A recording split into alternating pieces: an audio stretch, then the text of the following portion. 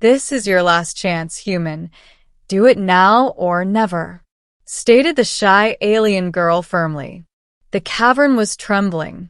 Dust rained down from its jagged ceiling, and the glow crystals embedded in the walls flickered like dying stars. Ethan knew the collapse was seconds away, but what froze him wasn't fear of being crushed. It was the alien girl standing across from him, her enormous golden eyes fixed on his. She was small, almost delicate, her pale blue skin glowing faintly in the dark. Her posture was nervous, as if unused to commanding anyone, but her voice cut through the chaos with an urgency that left no room for hesitation. "This is your last chance, human. Do it now or never." He swallowed hard. His hand hovered above the console, the alien device they had dragged out from the ruins. It was ancient, older than either of their civilizations, and she claimed it could either save her people or destroy everything if used wrong. But Ethan wasn't sure if she trusted him, or if he trusted her. The meeting. Ethan had met her 3 days ago, in the wreckage of a burned-out colony dome. He had been scavenging supplies, careful not to draw attention from patrol drones, when he stumbled on a shadow moving between the ruins. He thought it was another scavenger, until she turned, and her luminous eyes caught the dim light. She had flinched at the sight of him, her long ears folding back against her skull, her trembling hands clutching the ragged edges of her cloak. "Don't hurt me," she whispered, voice cracking in accented standard. He'd raised both hands, palms out. "I'm not here to hurt anyone. Just looking for food, maybe parts." She had studied him, suspicion and fear warring in her expression. Finally, she stepped closer, enough for him to see the faint scars along her wrists, shackles, maybe. "You're human," she said, almost accusing. "Yeah," Ethan admitted. "And you're not." That earned him a tiny, reluctant smile, the kind that looked like it hadn't appeared on her face in years. "I'm Lyra," she said softly, and just like that, they became uneasy allies. Trust. Lyra had guided him through the ruins, showing him places drones didn't scan, caches of water hidden beneath collapsed beams, and even a tunnel system leading deeper underground. She never explained how she knew so much, but Ethan didn't press. At night, when they rested in the tunnels, she would curl up against the wall, hugging her knees, shivering despite the cloak.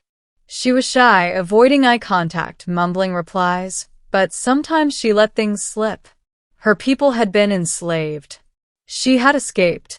The device hidden below, she said, was their only hope of breaking free.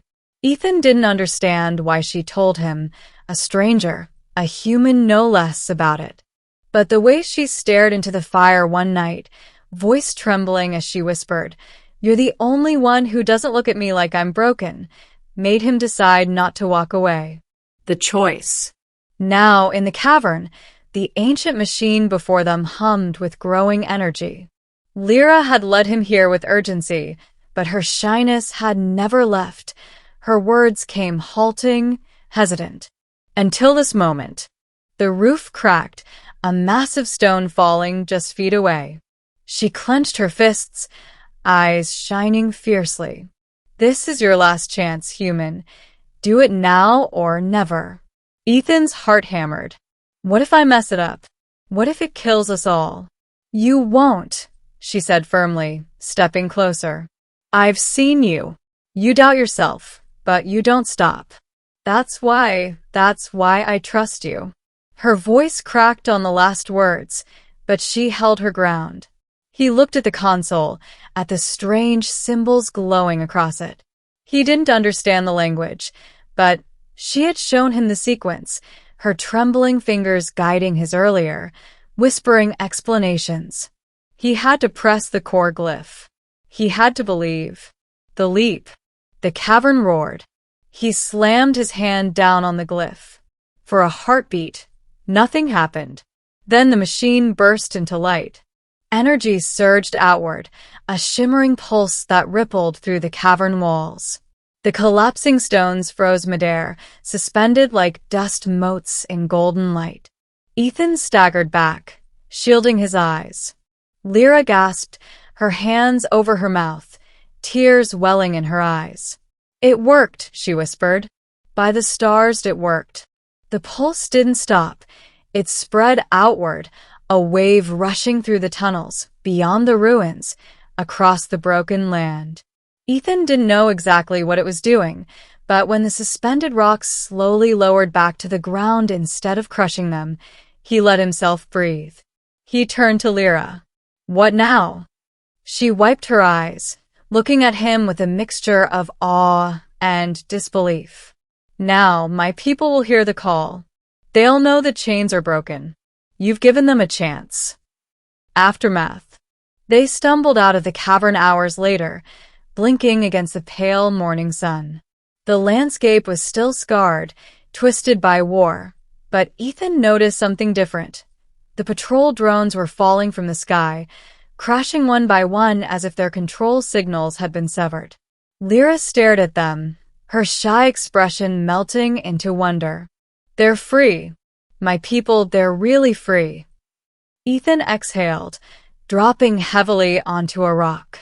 His hand still shook from the adrenaline. "Guess I didn't mess it up after all." She turned to him, cheeks flushing faintly. For a long moment, she said nothing, just fiddled with the edges of her cloak, glancing down at her feet. Finally, she stepped closer, voice barely above a whisper. "I was afraid you'd leave, that you'd see me as weak as useless."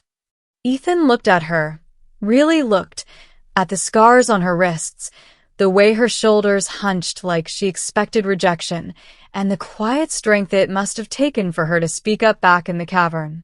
"Lyra," he said gently, "if it wasn't for you, I'd still be digging through scraps in the ruins. You're braver than you think."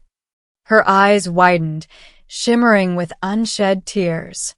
Slowly, shyly, she reached out and took his hand in hers. Her skin was cool and smooth, trembling slightly, but she didn't let go. "You believed me," she whispered, "when no one else ever did." A new beginning.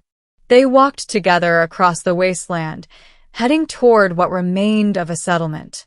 Ethan didn't know what future awaited him, whether the humans and Lyra's people would ever see eye to eye, or if he'd be branded a traitor for helping her.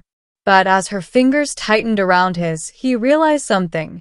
For the first time in years, he didn't feel alone. She glanced up at him, her shyness returning, but there was a small, firm smile on her lips. "Ethan," she said softly, "this isn't the end. It's the beginning. And whatever comes next, I want you there." He chuckled tiredly. "Guess I don't really have a choice now, huh?"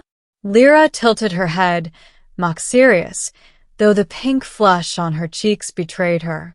"You always have a choice, human. But this time, I hope you choose me." The words hung between them, fragile and full of promise. And for once, Ethan didn't hesitate. "I do."